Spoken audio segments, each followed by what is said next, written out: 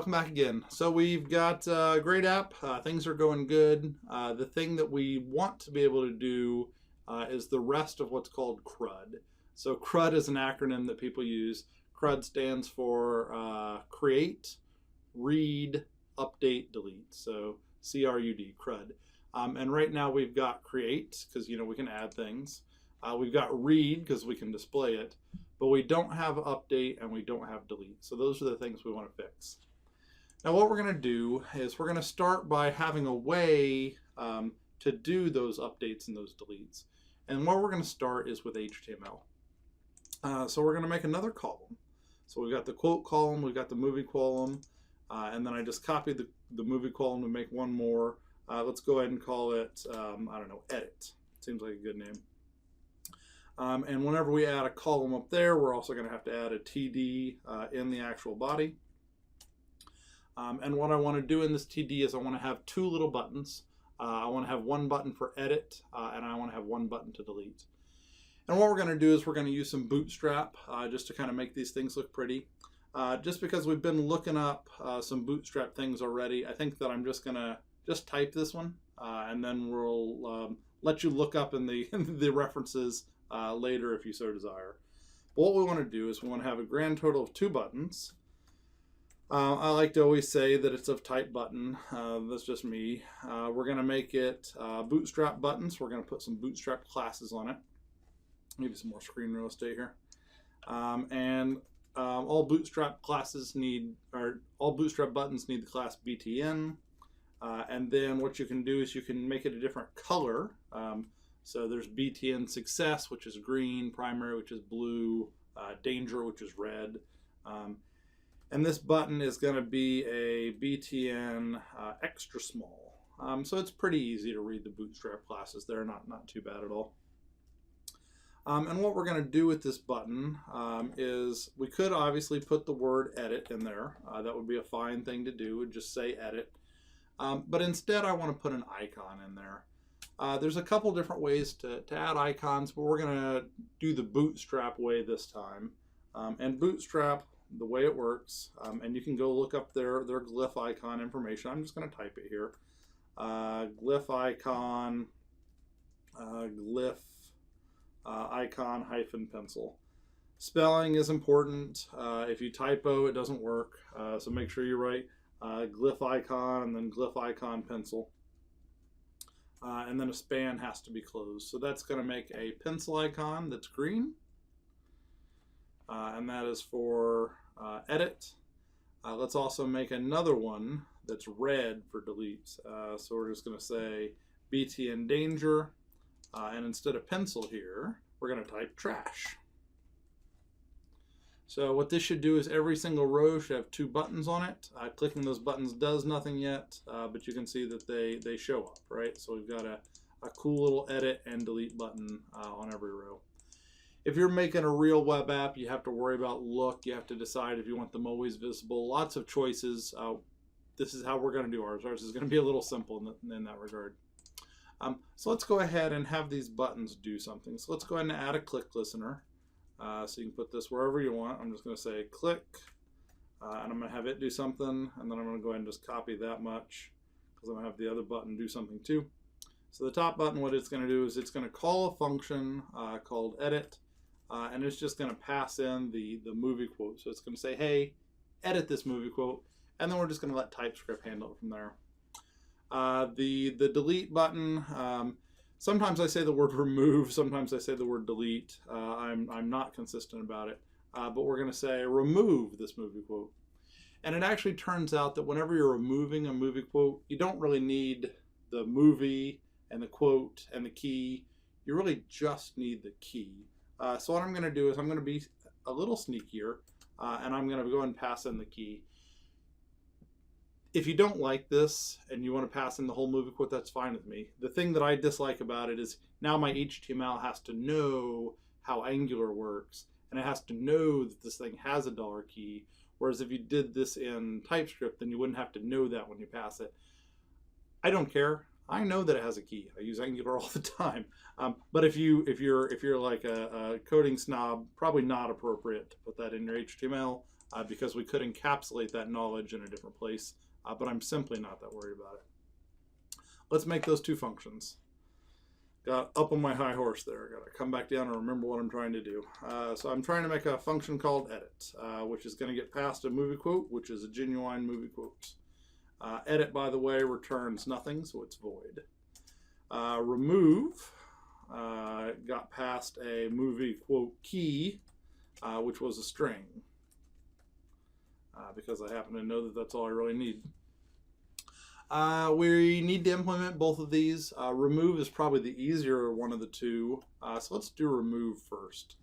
And the way you remove something is you just say, hey, stream, remove this movie quote key. And that's actually kind of it, right? So when we click on something, it's going to pass that key over to TypeScript, and TypeScript is going to use it to remove it from the stream. So kind of cool that the remove function exists there. So if I just get rid of some of this garbage, I can kill my AB, I can kill my other junk. And it's also kind of fun to watch your database as you're just kind of like nuking things here. So if I kind of make it to where you can see them both. So I'm going to keep my Princess Bride one, but my very latest quote, goodbye, and it just kind of shows up in red. First movie quote, goodbye. And again, just love Firebase. And then I can kill that one, so it's gone as well. And so we'll make one that says to be edited. And we'll just make it say hello. So now we've kind of got something that we can edit in here. So let's go and play with the edit button. Edit is always harder than delete because edit requires some UI things to happen. So what I want to do first is I want to make sure that it's working, and I want to do a CLG, going kind of fast, sorry, and then we're just going to say edit. I don't really mind going fast because you can always pause the video, right? So I'm going to say edit, and I'm just going to print out the movie quote that I'm editing just to make sure that things are working. Realize that I don't have my inspector on here. It's been a mistake for this series of videos, but oh well, fix now. So if I click on this guy, it says hello to be edited. If I click on this guy, it says Princess Bride. Everything is good. So now the question is, what do we want to happen when we click on edit? Maybe what you want to do is you want to show a dialog box. That would be a fine thing to do. I'm going to cheat, and I'm going to just use my existing form up here. So I'm just going to take this movie quote and I'm going to populate its data into the form is what I'm going to do. So I'm just going to say this dot form movie quote is equal to movie quote. So that's all well and good. If I tried to run it now, all it would do is it would take that movie quote, put it into the form movie quote, and then when you tried to submit it, something bad would happen. Let's just, what the heck, we'll just we'll let it crash and burn on us, right? So let's just see what it does. So it says to be edited here, so I click on edit. You can see the thing that worked out well there is it populated the top, which was cool.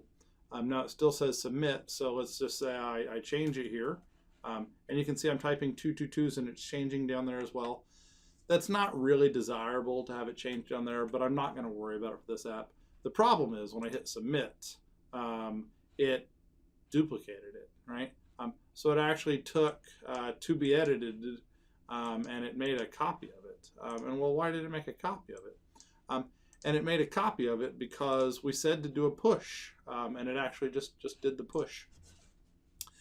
It also used to crash because that thing had a key on it and it would just crash, but these days it didn't crash. So we told it to do a push. Push adds a new one, so we got two now. So we need to change something here, which is where we need to make our change. So what we want to do is we want some type of if statement. So if there's some condition, do a push, and then the other condition, do an edit, right? So push is going to be one of my two paths. So the question is, how do I know whether it's a push or an edit? And then how do I do an edit? So there's got to be some way to know if it's an edit or not. And one way you can do it is just to see whether it has a dollar key or not. Because if it came from the database, it's got a dollar key. If it came from you making it like this, it won't have one. So actually, the presence of the dollar key is all we really need to know whether we need to do an edit or we need to do a new push. Now the next question is, how do we do this stream thing? And it looks like there's a method called update. Ooh, that's promising. I wonder what update does for us. And so we have to pass it in stuff.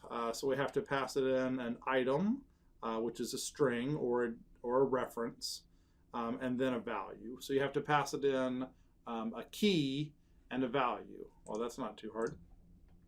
So the thing that we want to pass in is the key, which is that guy right there.